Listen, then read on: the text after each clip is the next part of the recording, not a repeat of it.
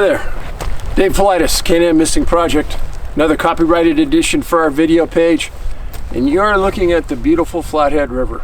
And it is gorgeous today. Still quite brisk.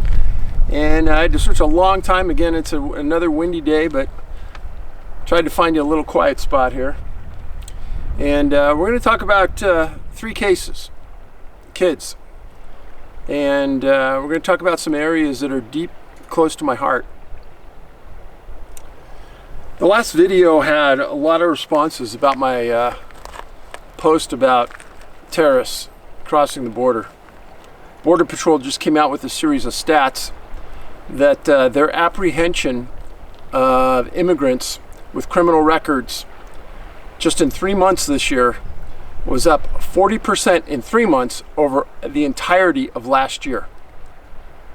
Yes, they've got the green light to cross, and they know that they're not going to be sent back across the border to Mexico to wait for their paperwork to be completed, which could take a couple years. President administration has said that they could come across and then stay across. And I think that's given a lot of immigrants the green light to come. And good, bad, or indifferent, while there are so many crossing, there are less Border Patrol on the border because they're taking care of these small kids that are in these facilities. And that's a dangerous outcome for us. So the first thing I'm going to do is go to the mailbag. Mixed bag on that. Some people like it, some people don't, but here we go. Dave, I'll keep it as short as possible because I know you're swamped with messages.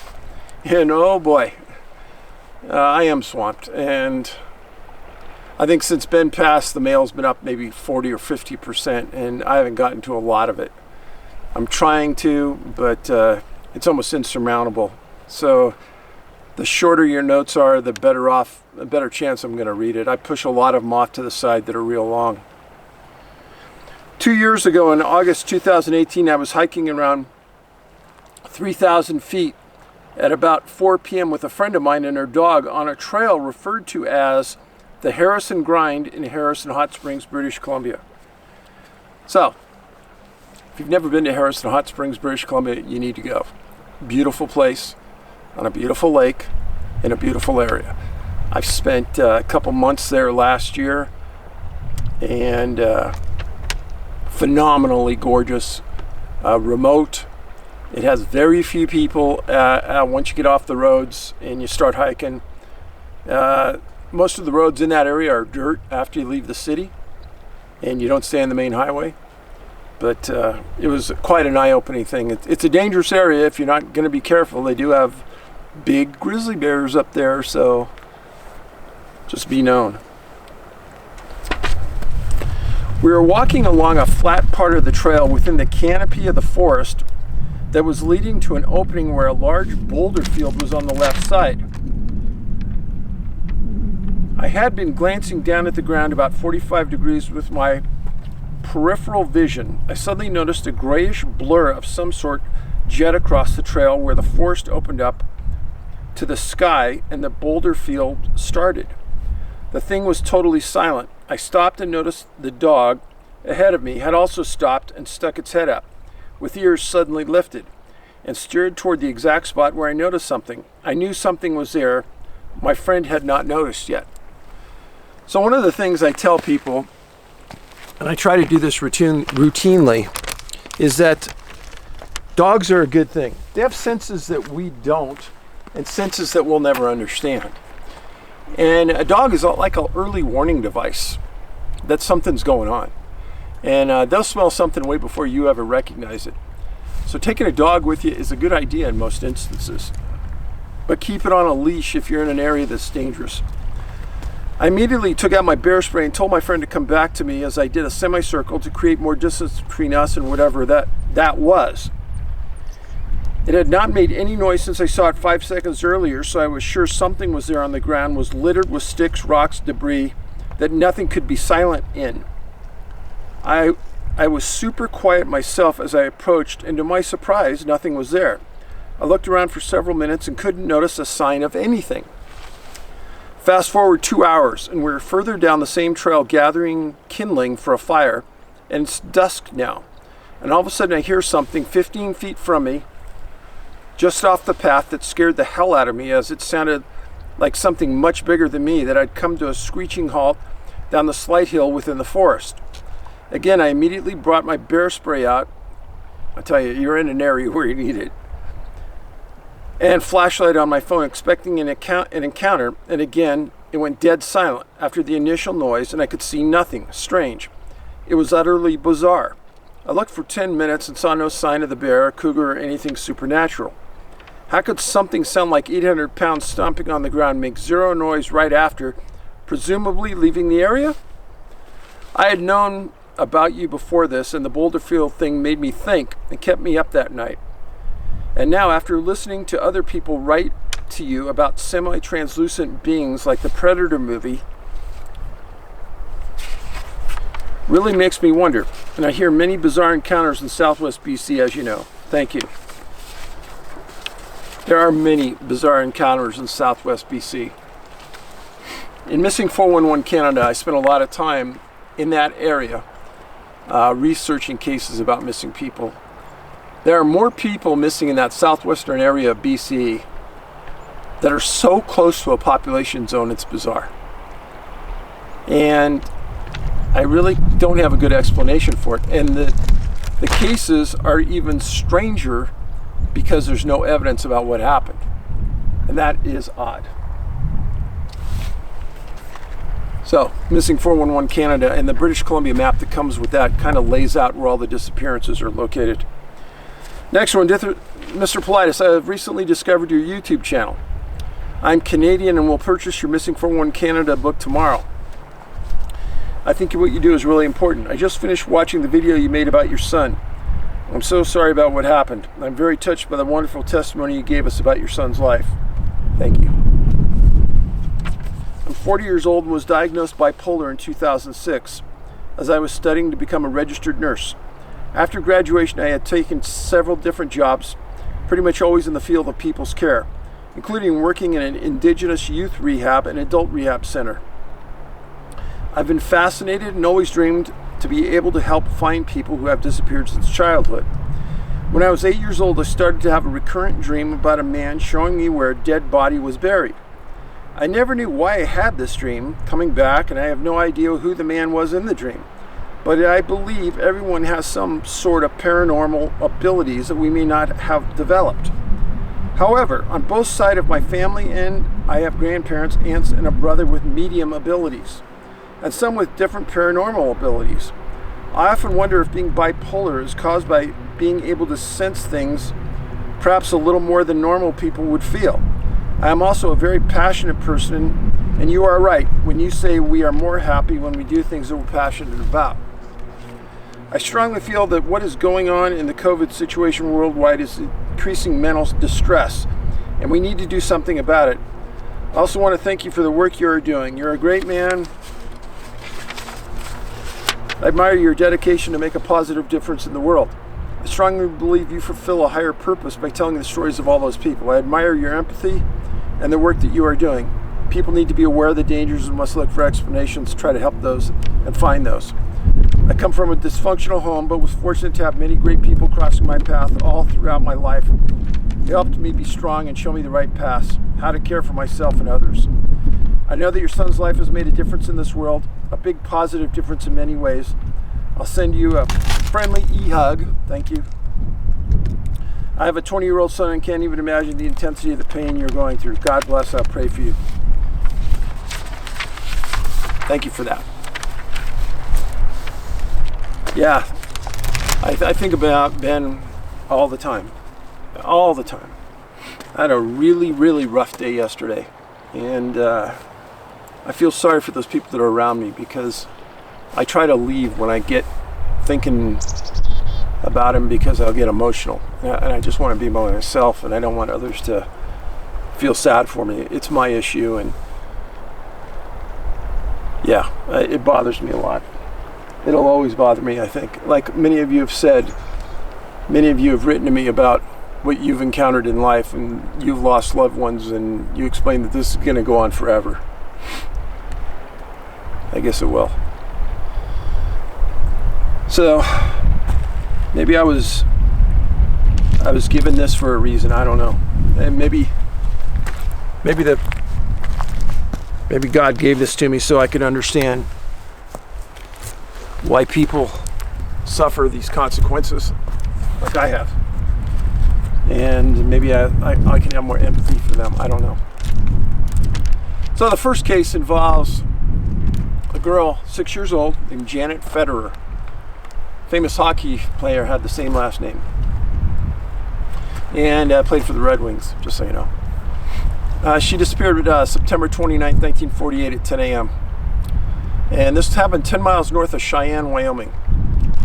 Now, when I first looked at this case years ago, I didn't think much about it because it was 10 miles north of Cheyenne, in the middle of nowhere, plains, not a lot of water. I thought, yeah. And then I came across Chance Engelbert's disappearance, July 6, 2019. Made a video about that. Go back and watch it. It's a good one. So Janet disappeared about 60 miles southwest of Gering, Nebraska, where Chance disappeared. I started to dig deeper and deeper. There's a lot of disappearances that fit the profile in this area. Now, why? Why in the middle of Wyoming, right near the Nebraska border? Makes no sense to me, but that's the way it is. So, just so you know, this is Wyoming, this is Colorado, Nebraska, and this is Gering over here where Chance disappeared, and Janet disappeared just about 10 miles north of Cheyenne. It's a lonely area, let me tell you. But she was playing in the backyard with her 2 dogs. And she vanished. Mom started looking for her, couldn't find her, called the sheriff. Sheriff called the local Air Force base, a place called Fort Warren at the time in 1948. And they sent 800 soldiers to that house that first night. Crow. As Harvey Pratt would say, Crow is a black eagle. Pay attention to him.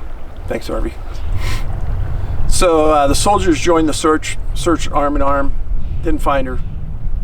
The next day, a pilot from the Cheyenne Air School in Cheyenne, Wyoming, he was an instructor, gets his plane out and he starts flying in circles around the house and slowly starts going further and further out.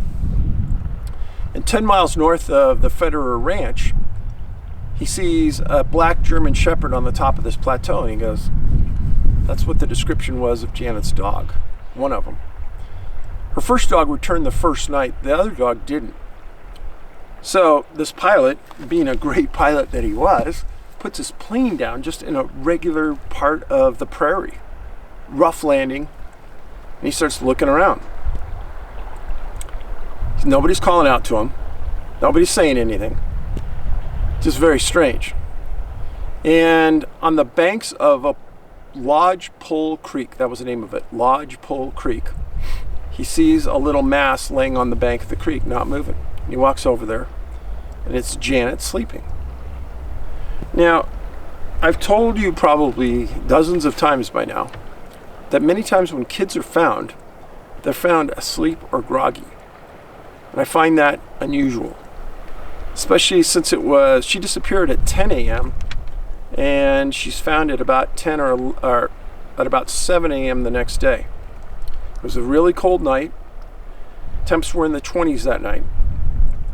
The pilot described her as having bruises and cuts. Now, all search and rescue manuals said she'd be found 2 to 3 miles from the point she was last seen, meaning from her ranch. So she's found on the banks of a creek. No tracks were seen around her house.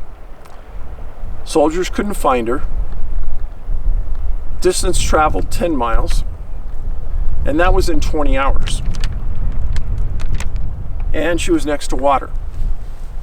Now, as I've stated many times, and you hear it from time and time again, kids don't walk a straight line just like nobody does. Nobody walks a straight 10 miles.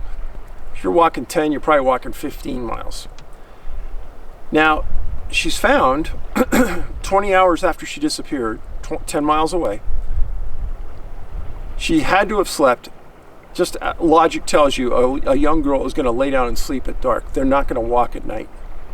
They're going to cuddle up probably with the dog and sleep 8 to 10 hours. I mean, she walked at least 15 miles in 12 hours. Sorry, folks. I don't believe it. Now, the number of disappearances in this area of Wyoming, Nebraska, it's off the charts high.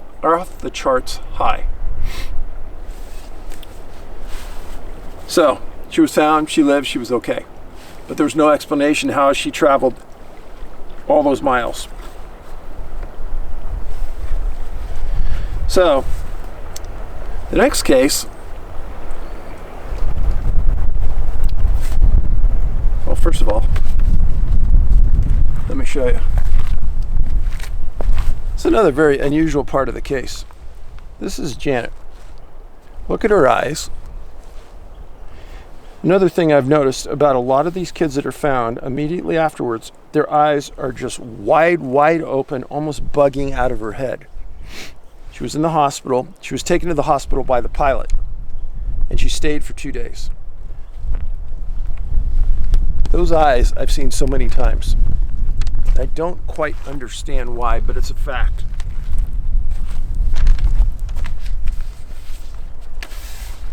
So, that's the Cheyenne, Wyoming case. Next case involves a boy named Mickey O'Connor. And he disappears also in Wyoming. Now, his disappearance was right on the South Dakota border. October 9th, 1948, between Alba and Aladdin, Wyoming. A very far northeast portion of Wyoming off Highway 24. He's playing in his backyard with deer. Before I go too far, I want you to see this. So, this is where he disappeared. Mikey O'Connor. Here's South Dakota. Here's Rapid City. And here's Sundance, Wyoming. And Hewlett. And a famous place called Devil's Tower. If you don't know what Devil's Tower is, look it up. So, he's playing in his playing in his backyard, and he has a pet deer at his ranch. And a very, very rural location. Mrs. O'Connor's home alone. The husband is working in Washington. She steps outside. She can't find her young boy, 3 years old. She calls the Forest Service, who calls the sheriff, and the sheriff rallies 600 searchers the first night from all the ranches and farms in South Dakota and in Wyoming. The second night, 1,500 searchers. The third night, 2,000 searchers, shoulder to shoulder through the ranch. He was just wearing pants and a shirt, no shoes. Canines were brought in that responded, and they focused on a place called the Bear Lodge Mountains, right near the ranch. Now, 6 days after they started searching, a snow stopped the search. There were multiple follow-up searches by hunters and recreationalists, hikers. A couple years later, there were bones found in the area, and there was a big hoopla about it because they thought it might have been Mikey. It wasn't. So, he was never found. Very strange. Because he disappeared so fast, the mom had only let him in the backyard for a few minutes. The deer and him were gone. George Gorsuch was the U.S. Forest Service ranger for that district, and he made a statement that he was absolutely baffled by the lack of evidence of where Mikey went. Mikey, Mickey, it was spelled two different ways in the articles. So, 3-year-old boy. I pay attention to dates. You should too. So, Janet Federer, September 29th, 1948. Mickey O'Connor, October 9th, 1948. Same year, 10 days apart. One girl, 6 years. One boy, 3 years. The next case involves another girl.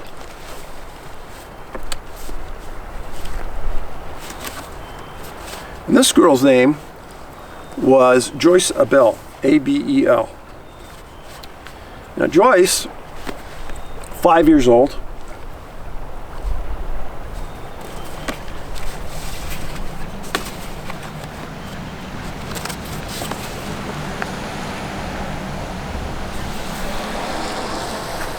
Joyce was visiting her grandmother in Okanogan, Washington.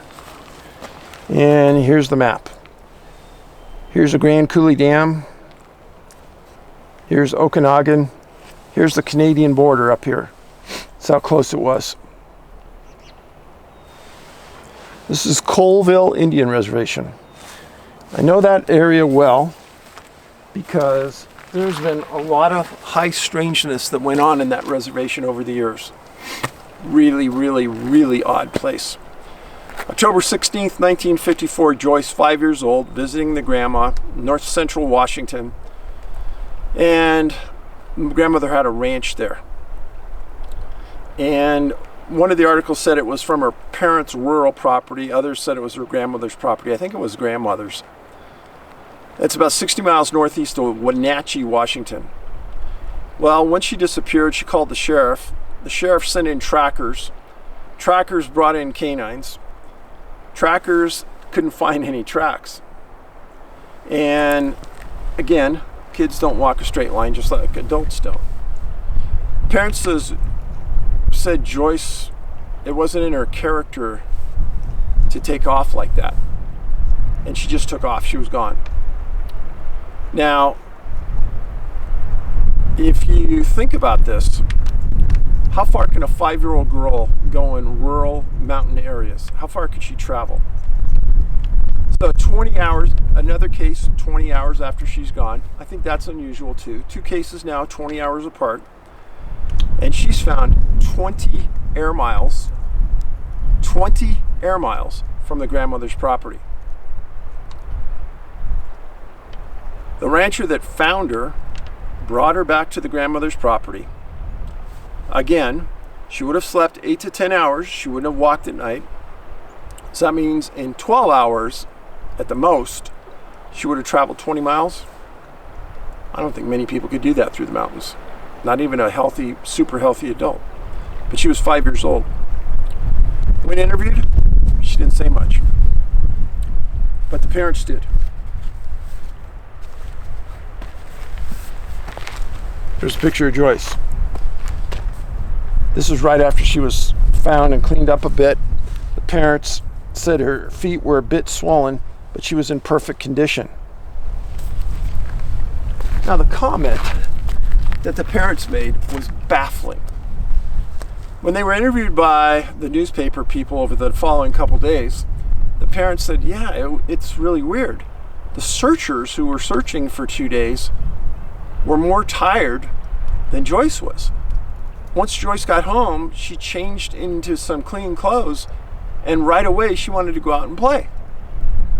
I have never heard that before from anybody. So, let's think about this. You got Janet Federer, who disappears from north of Cheyenne in Wyoming. She's found 10 miles away after 20 hours, sleeping next to a creek. You got Mickey O'Connor, who disappears with a pet deer in northeast Wyoming. Massive search, 2,000 searchers. He's never found, and his remains are never found. You got Joyce Abell, 5 years old, from Okanogan, Washington area, disappears, is found 20 miles away after 20 hours. Folks, if that doesn't challenge your thinking, which is what I'm trying to do, and show you here that something odd is going on, I don't know how else I can do it. And people have asked why I focus on kids. Well, if an adult was missing and he was found 10 miles away after 20 hours, people would say he's just in good shape. But really, can a child do this?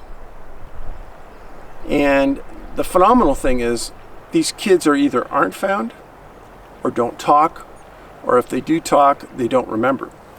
A lot of you have asked me, hey Dave, why don't you go out and interview these people, these kids that have been missing?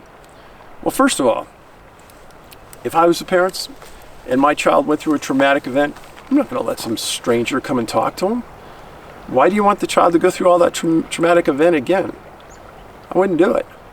It would be intrusive on my part to impart myself into their life and try to have that child relive what happened. Relive as to what happened. I wouldn't do that. If they contacted me, somebody heard about it, if you had a friend that was one of these kids and you talked to him and you said, hey, you should talk to Dave, absolutely I would come out. But I'm not going to be proactive about that. I'm very conscious of people's private life. And would I like to interview these people? Of course I would. And would I like to understand what's happening? Of course I would. But again, the majority don't have a memory about what's happened that are interviewed by search and rescue. And some of you have asked over the last several months, why doesn't the search and rescue people handle the scene where these people are found like a crime scene? And, why aren't they taking the clothing and having it tested? Because search and rescue people aren't trained like law enforcement. They're trained to search and find. That's it. And once they're found, job's done. And they don't think like you and I, because 99.9% of them have never even heard of my work. And I think that's by plan. A lot of people don't want to bring in the complications that go along with thinking like this. Now, one of the questions I always have is that when a child is found by search and rescue 10, 15 miles away, what is search and rescue doing out that far? Because if there's no tracks leading out there, what are they doing out there? Because every search and rescue manual says people at a child 2 to 3 years old should be found maximum of 3 miles, 3.4 miles from the point last seen, not 10. That's ridiculous. And the manuals clearly say that outside of the 95% should be found in that 2 to 3 mile range. So search and rescue people don't think like this. And I think it would be fascinating to get some of the clothing tested to see if there's anything abnormal on the clothing that might explain what happened. It'd be a great idea. But it doesn't happen. If you are in search and rescue, thank you for all the comments that you've given me over the months. I get a lot from all of you, men and women, about strange stories you've encountered. I'm always interested in more stories. And the reason being is that the more that we can substantiate a specific action on the part of a person, the more it validates that it is happening and it's not a mistake by, say, a searcher found somebody and they said they were 10 miles away. In reality, they were only 3. Well, if we have 10 cases and they all say they were 10 miles, it's pretty good proof it was 10 miles away. So the more cases you can give me, the better. And I appreciate it. And cases in different geographical zones are different. The area around Cheyenne, tons of disappearances. The area in the state of Washington, there's tons of disappearances. And if you've read the books, you kind of know that it's happening in those 2 locations. So, the area behind me, gorgeous, isn't it? And as I was standing here setting up for this shoot, I was actually watching the water, and you could see the fish moving around down there. Kind of give you a little scan here, what the area you're in. The area upstream here, about 5 miles, is Hungry Horse Reservoir.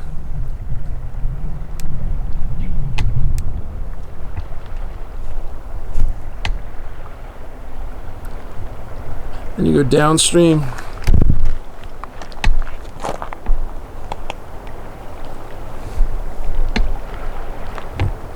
But that area right here is where I sit and just watch the rocks and watch the fish swim in and out.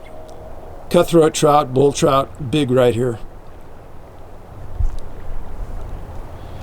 So anyhow, thanks for sticking with me, watching the videos. Please give me a thumbs up if you like the video. And also, please tell your friends to watch Become Educated. And post this on your social media sites. Thanks a million for being a friend and hanging with me here today. Have a great weekend. Bye.